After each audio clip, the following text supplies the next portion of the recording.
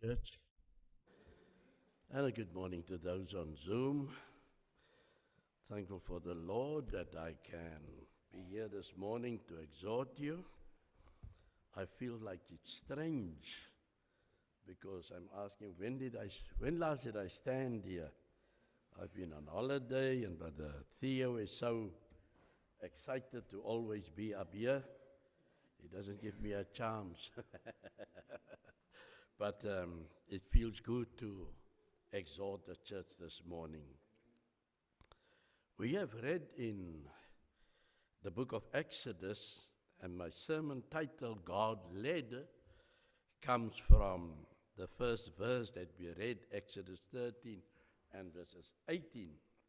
And it reads as follows: But God led the people around by the way of the wilderness towards the Red Sea. And the people of Israel went up out of the land of Egypt equipped for battle. So they were God-led. And it was good that God was leading them. It would have taken them 1 month to reach the promised land in a straight line. From Goshen, over the Red Sea, straight through to where Israel is presently today. 1 month. But God took them on a route, as it is said here, by the way of the wilderness towards the Red Sea, because God was preparing them. If they, you can see, we read here, they were ready for battle, but God knew the shortest way is the shortest way also to return. Once they would meet with fighting, war, they would say, let's return, because we had hardship. We were driven like slaves, but it's better than war. And so God said, no, my way is the best way. And I'm going to prepare this nation, but God also had to let them die out all the bad habits, if I have to put it that way. Remember, they were for 400 years, they were under the Egyptian banner, and that means that they have acquired or taken on the Egyptian way of life, and they were not anymore 100%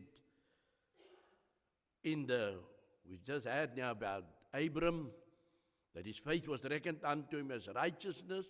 That has waned. They were now 50-50.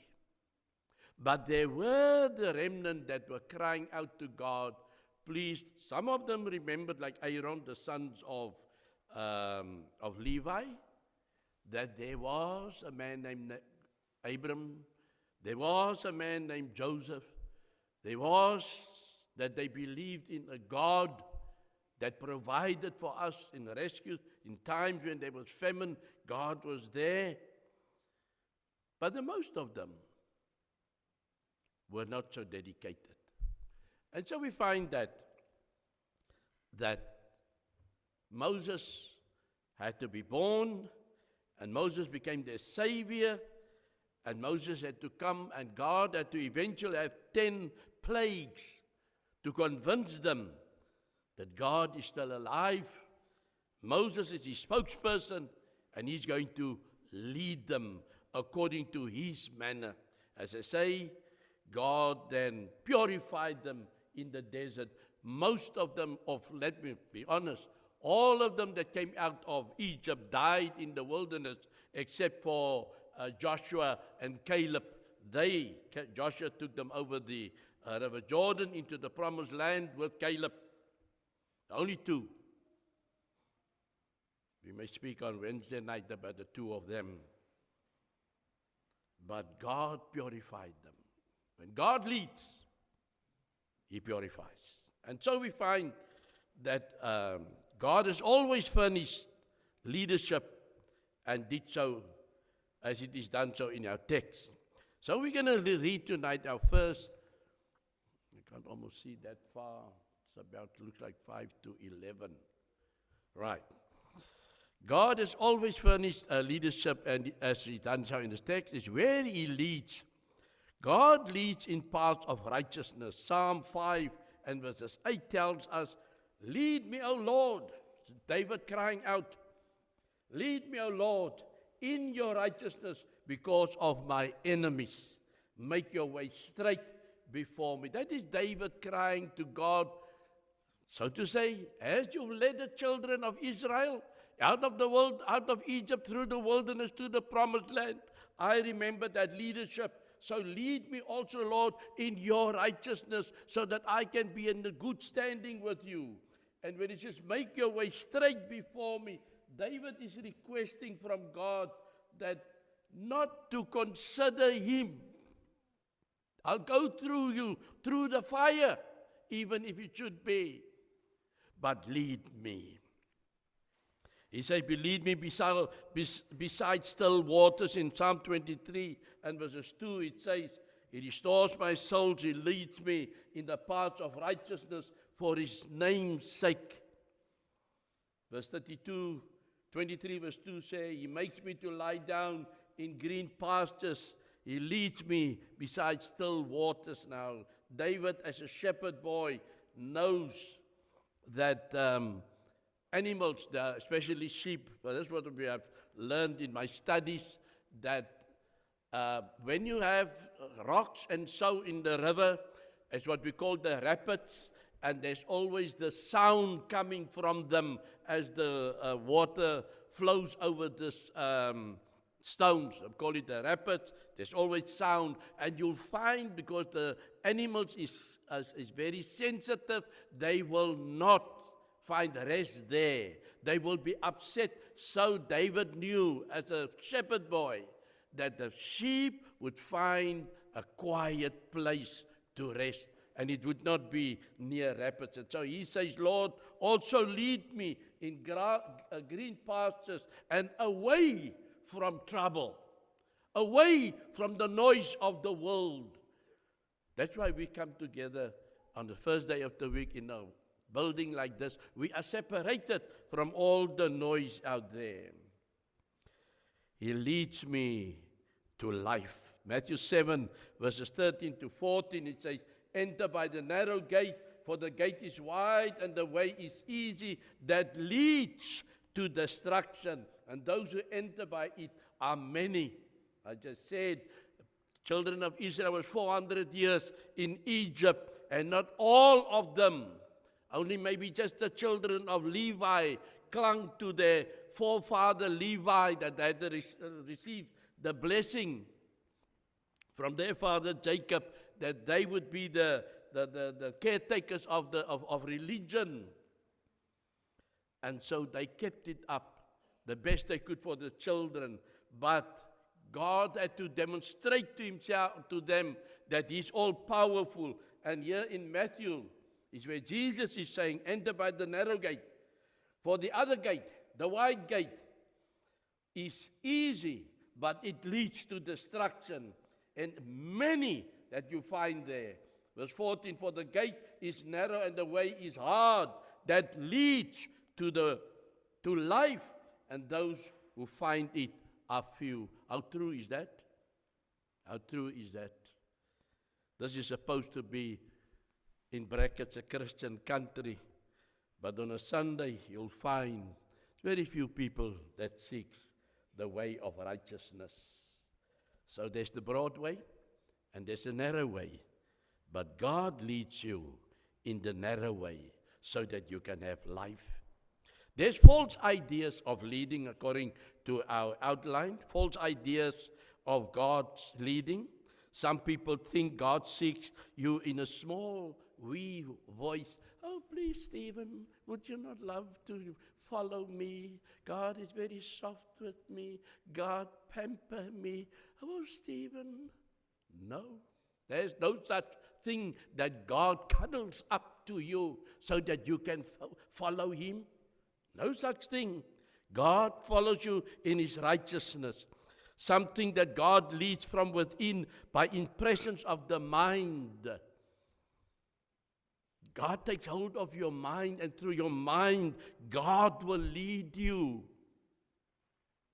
Something the Lord leads directly. He'll stook you by your shoulders. You must come to an accident.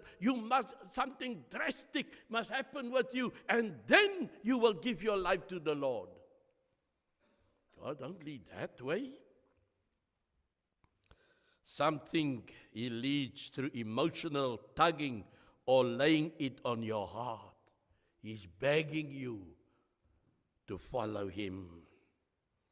Some say, I felt led of the Lord. Oh, I woke up one evening, they will tell you, and I saw the Lord in the room, or I saw a light in the room, or they'll make a fancy story. That is the way I became a Christian. There's no such way. Those are all false ideas. This is the way how God leads. He says, through His word, Psalm 119 verse 105 says, your word is a lamp to my feet and a light to my path. That is what the word of God is. That is how He leads. He has took many kings and rulers, Domitian, just before Christianity was given freedom. When the Romans were ruling, he sent out an edict, destroy all the Bibles, go into homes and get out all the Bibles. And they did go out and get all the Bibles, and they made a bonfire of it. And he said, I have destroyed all the Bibles. There's no more God's word around. But when Constantine, the emperor after him, became the next ruler of Rome, he said, I want this country. Rome will be ruled. It will become a God-fearing country. I need a Bible. Domitian said, I've destroyed all the Bibles. But the next morning, on Constantine's table, there was 50 Bibles. Some people did their best to protect the Word of God. Why? The Word of God is a lamp to my feet and a light to my path.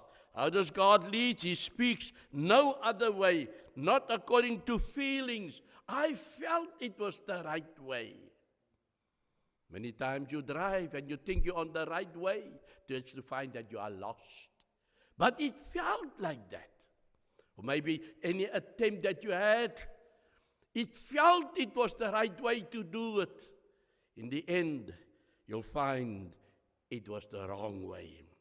We are called by the gospel. 2 Thessalonians 2 and 14 says, to this He called you through our gospel, so that you may obtain the glory of our Lord Jesus Christ.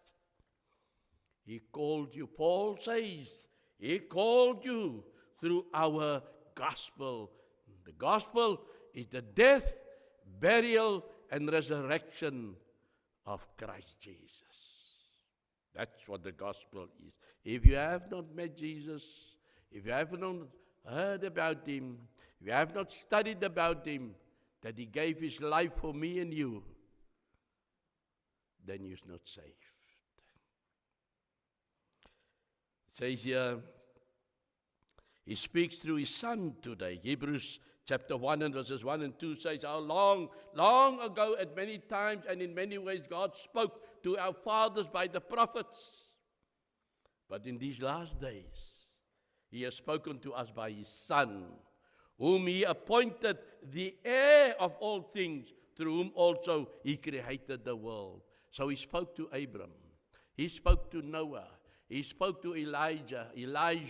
He spoke to Jeremiah. He spoke to Isaiah. All these, but they all pointed. There's one coming, the Messiah. But in Hebrews chapter 2 says, or chapter 1 verse 2 says, but in these last days, He has spoken to us by His Son. And God confirms it in Matthew chapter 17. And when we read from verses 1, when Jesus took them up to a high mountain, and there he was transfigured, what we call the Mount of Transfiguration, and the disciples, Peter, James, and John, they saw there Moses and Elijah in conversation with Jesus Christ, and it is Peter that said, "Oh Lord, what a wonder! We'll build 3 tents here, maybe 3 tents of tabernacles, one for you, one for Moses, one for Elijah." And God said from heaven, "Hold your horses, Peter. This time you silent before me." And a voice came from heaven, "This is my beloved Son, with whom I am well pleased. Listen to him." So any one of us that say, "I'm a follower of Jesus Christ," you've got to prove it by being a follower of the Word of God. Following the Son that gave his life on the cross of Calvary. We are called by the gospel. He speaks through his Son, and the preaching is done of the gospel. Paul would say in Romans 1 and verses 16, he said, "For I am not ashamed of the gospel, for it is the power of God for salvation to everyone who believes, to the Jew first, and also to the Greek." Yes, Paul could cry out, "I am not ashamed of the gospel," because at that time you had to grit your teeth to be a follower of the gospel. You were persecuted in those years. The Gentiles were idol worshippers. The Jews hated your guts. The sentiment has never left them. It's because of that Christ had to die, because they felt he's an imposter. He's of Beelzebul. That's what they call Jesus. He's a devil. Yet he was the Son of God, born through a woman, Galatians 4, at the right time.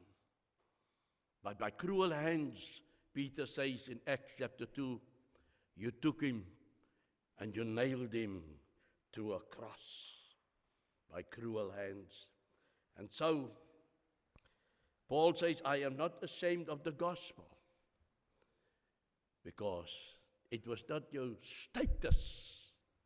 It's not rich or whether you're poor. Do you need the Lord? Do you want God to lead you? If we want God to lead us, we need to follow according to his dictates. 1 Kings 18 and 21, Prophet Elijah was asking the children of Israel. He says here, and Elijah came near to all the people and said, how long will you go limping between two different opinions? If the Lord is God, follow him. But if Baal, then follow him. And the people did not answer him a word. Have you thought to yourself, why did the people not answer? They were the children of God. Israel was the children of God. But now they more for Baal. We just heard this morning that the children were sick. Their sons and their daughters had to go through the water, to the fire, and they were sacrificed that way, never to return. And that is why Elijah came and he said, how long will you sit on the wall? You'll sit on two ideas. Which way is the right way? Which way will I fall? And then he goes on and he says, look, remember the people said nothing? But then he said, you know what I'm going to do? That's what we're going to do. There's 450 prophets of Baal which you are following. Oh, they think God is only one, but we've got 450 Baal prophets. More than one. Some people think the more is the better. The bigger, the better. God looks maybe at how many? But you see that he said, get 2 oxen, We give one to the Baal prophets, and I'll keep one. And you slaughter that and built an altar, and then you call on your God, 450 of you. Surely it's a lot of you. Call on your God, Baal. Let him bring fire, except that sacrifice of yours. Remember, the people answered nothing. But when he said, when Elijah said, look, 2 oxen, we're going to prove today who serves the real God, Baal or God. Because he says, if you want to serve God, then be godly. If you want to be Baalan, go with Baal. People answered him nothing. But when he said, 1 ox for Baal and 1 ox for God, and you call on God, your Baal to sacrifice, and then I will call on mine, but we can see who is the real God. And the scripture in verse 24 of 1 Kings 18 says, the people that was there so didn't want to commit themselves, said, it's a good idea. Why do you think had they a voice now? They didn't want to decide by taking God or walking with God or Baal. They were, well, help us in our decision. But when he said, let's make this, who is the real God? Would the real God step forward? 450 prophets on this side. I'm alone on this side. One man. And they said, that's a good idea. You're going to lose Elijah because you're alone. We've got 450 prophets. Baal is not going to neglect them. And they were crying whole day. Even Elijah later said, maybe he's sleeping, call harder. Maybe he's on a journey. Maybe he's on holiday. He mocking them. No fire came. But when it came to Israel, by God Almighty, put water. 3 times soak this sacrifice with water. And then he says, God Almighty, now's your chance. And God came down from heaven in fire and consumed the sacrifice and the altar. One man, one prophet, 450 prophets could not. But then they wanted to cry out, the Lord, He is God. The Lord, He is. Now they believe. Maybe if we have to do the same thing today, our buildings would not be empty. There would be no problem with church. Because every time we have to put God on the proof. We've got one example in the Bible, Thomas. When they said, Thomas, Christ appeared unto us. He said, I will not believe if I see the marks in his head, in his hands, in his side, in his feet. Then only I will believe. And when he was there with the disciples and Jesus appeared in their midst, he said, oh, my Lord and my God. The same like these people. He believed now because he saw the same like these people. They now said, our Lord, He is God. Thomas also said, the Lord, He is God, because he saw with his own 2 eyes. And those people there, they saw with their own 2 eyes. And Jesus told Thomas, Thomas, you believe because you have seen. But blessed are those who has not seen, yet believe. And that was for me and for you. We have not seen the crucifixion. We have not seen Jesus. We believe the word of God. Thy word is a lamp unto my feet. This is, we are echoing Psalm 119. That's what the word does. We cannot believe in God if it wasn't for His word. We do not have God in physical, but we have him in spirit. Jesus told Thomas, you believe now because you have seen. But blessed are those that believe, though they have not seen. And now today you have these mega churches, and they are saturated with healing, what we call faith healing or fake healing. Because all these people, I can tell you one evening we went, I was in a town, I stayed for 1 year, I stayed there for about, our church, the Church of Christ, were mocked because they said we cannot heal people. We does not trust in prayer. And that's when they have on the open airs. It was every Sunday there were open airs in that place or town. And so we decided to go to the tent meeting, we as a church. We decided to go to this miracle maker. The banner said, the cancer rolls out by the side. That's what we heard. That's what we read on the banner. Come, witness healing.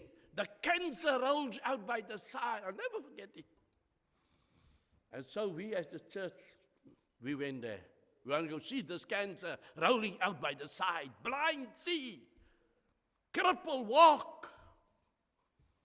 But the moment the word went around, you know who's here tonight, church?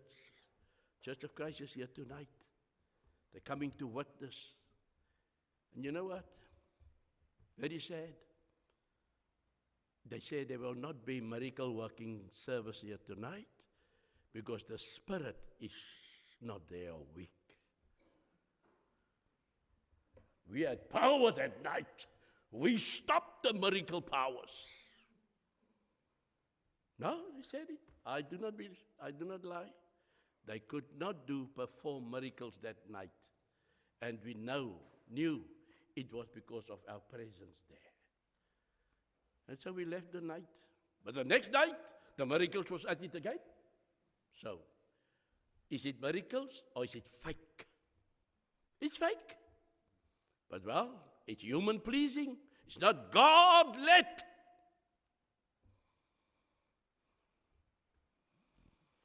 Moses said in Acts 3:22, Peter repeats this on the day of after he healed a lame man. He said, silver and gold I do not have, but what I have I give you. In the name of the Lord, be healed. The man jumped up and he was healed.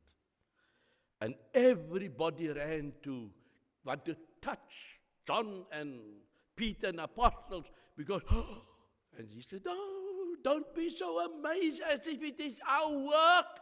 It's not our work, it is God. He came and he brought Jesus here, but you took that Jesus and you put him on a cross. We are only his voice today. We are led by the Spirit. And Peter, this is what he said.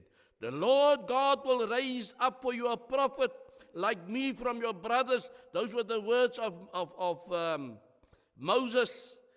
You shall listen to him in whatever he tells you.